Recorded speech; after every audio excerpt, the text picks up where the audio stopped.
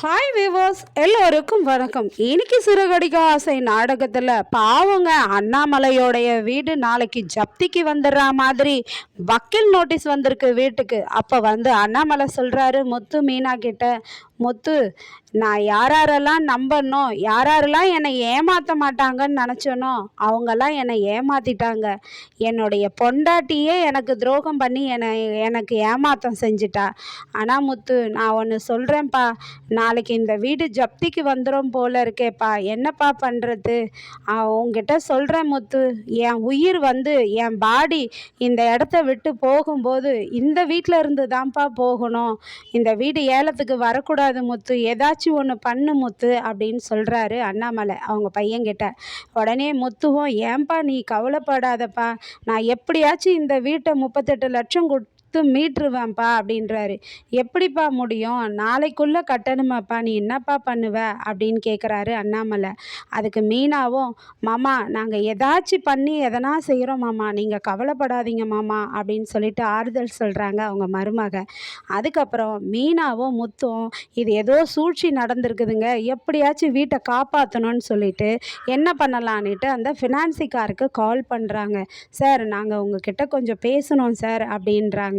உடனே அப்போனா வாங்க பேசலாமேன்றாரு. ஆஃபீஸ்க்கு போகிறாங்க. ஆஃபீஸ்க்கு போனதும் அவர் அங்கேருந்து எனக்கு ஒரு மீட்டிங் இருக்குது, நான் அங்கே போகிறேன், டைம் ஆகிடுச்சு, அதனால் நீங்கள் அங்கே வந்துருங்க பேசிக்கலான்னு சொல்லிட்டு மீட்டிங் போகிறேன்ட்டு போயிடுறாரு.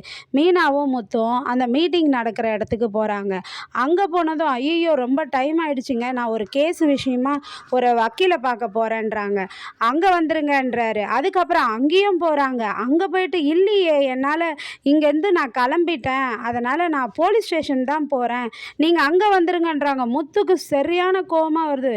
என்னடா நீ நினச்சிக்கிட்டு இருக்க, என்னை அங்கேயும் இங்கேயும் அலைய வைக்கிற, நாங்கள் தான் உங்ககிட்ட பேசணும்னு நினைக்கிறோம்ல அப்படின்னு சொல்லிட்டு கேட்குறாரு முத்து. உடனே மீனா நீங்கள் கோவப்படாதீங்க, எவ்வளோ கோவப்பட்டாலும் நமக்கு தாங்க லாஸ் ஆகும், அதனால் இப்போ நம்ம கெஞ்சி தான் ஆகணும், வேறு வழி இல்லை அப்படின்னு சொல்லிட்டு, சார் என்ன தான் சார் ஆச்சு உங்களுக்கு, நாங்கள் உங்ககிட்ட பேசணும் சார், வீட்டு விஷயமா பேசணும் சார், ப்ளீஸ் சார் அப்படின்னு கேட்குறாங்க மீனா. சரி அப்போனா நீங்கள் போலீஸ் ஸ்டேஷனுக்கு வந்துருங்கன்றாங்க. போலீஸ் ஸ்டேஷனுக்கு போனதும் அங்கேருந்து இப்போ தான் எனக்கு கேஸ் முடிஞ்சிருச்சுங்க, நான் கிளம்பிட்டேன் அப்படின்னு சொல்கிறாருங்க அவர். அதுக்கப்புறம் கோவம் ஆஃபீஸ்க்கு வராங்க. ஆஃபீஸ்க்கு வந்ததும் ஆஃபீஸ் வாட்ச்மேன் சார் இல்லை வெளியே போயிட்டாரு அப்படின்றாங்க. ஏய் என்னதான் அவன் நினச்சிட்டு இருக்கான் அப்படின்னு கோவப்படுறாரு முத்து வாட்ச்மேன் கிட்ட. உடனே சார் நாங்கள் என்ன சார் பண்ண முடியும், நாங்கள் வேலை செய்கிற ஆள் சார் அப்படின்னு சொல்கிறாரு வாட்ச்மேனு. அப்புறமா கோவமாக முத்து கிளம்பிடுறாரு. கிளம்பிட்ட பிறகு வாட்ச்மேன் அவருக்கு ஃபோன் போட்டு, சார் அவங்க போயிட்டாங்க சார்ன்றாங்க. உடனே அந்த ஃபினான்ஸ்கார் என்ன பண்ணுறாருன்னா சிந்தாமணிக்கு கால் பண்ணுறாரு. நீங்கள் சொன்ன மாதிரியே செஞ்சுட்டேன் நான் அப்படின்னு சொல்லிட்டு சொல்கிறாரு. அதுக்கப்புறம் சிந்தாமணி சொல்கிறாங்க, அப்போனா நாளைக்கு வீடு ஜப்திக்கு வந்துடும்ல, அதை பார்க்குறதுக்கு நானும் வரேன், அதை சந்தோஷப்படணும் நான் பார்த்து, அந்த குடும்பம் அவமானப்படுறதெல்லாம் அப்படின்னு சிந்தாமணி சொல்கிறாங்க. சொல்லிட்டு ஃபோனை வச்சிடுறாங்க. அதுக்கப்புறமா என்ன பண்ணுறதுன்னு தெரியாமல் முத்துவும் மீனாவும் அவங்களுடைய மனோஜனுடைய அட்வொகேட்டை போய் பார்க்குறாங்க. அப்போது அட்வொகேட்டை பார்க்கும்போது அந்த அட்வொகேட்டு சொல்கிறாருங்க, என்ன சொல்கிறாங்கன்னா, இதில் ஒரு சிக்கல் இருக்குது, கோர்ட்டு 10 நாள் லீவு, அதனால் 10 நாள் கழித்து தான் கோர்ட்டோட வேலைலாம் நடக்கும் அப்படின்றாங்க. ஐயோ மேடம் நாளைக்கே வீடு ஜப்தி பண்ணிடுவானே மேடம், என்ன மேடம் பண்ணுறது அப்படின்னு சொல்லிட்டு மீனா சொல்கிறாங்க.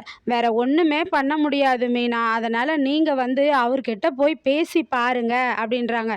அவர்கிட்ட பேசலான்னா அவர் காலையில் எங்களை அலைய விடுறாரு மேடம் சொல்கிறாரு முத்து. அவர் வேலையாக தான் அலைய விடுறாரு, ஏன்னா அவர் உங்ககிட்ட பேசினா நீங்கள் எப்படியாச்சும் அவரை காம்ப்ரமைஸ் பண்ணிடுவீங்க அப்படின்றதுனால அவர் இன்னைக்கு உங்ககிட்ட பேசக்கூடாதுன்னு நினைக்கிறாரு.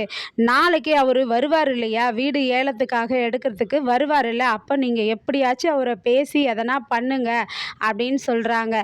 சரிங்க மேடம்ன்றாங்க. ஆனால் பயமாக இருக்குது எங்களுக்குன்றாங்க. இல்லை நீங்கள் பேசுங்க அப்படின்றாங்க. ஆனால் அதுக்குன்னு அவரையே நம்பி நம்பி இருக்காதீங்க, வேற எதனாவும் செய்யுங்க அப்படின்னு சொல்லி அனுப்புகிறாங்க அட்வொகேட்டு.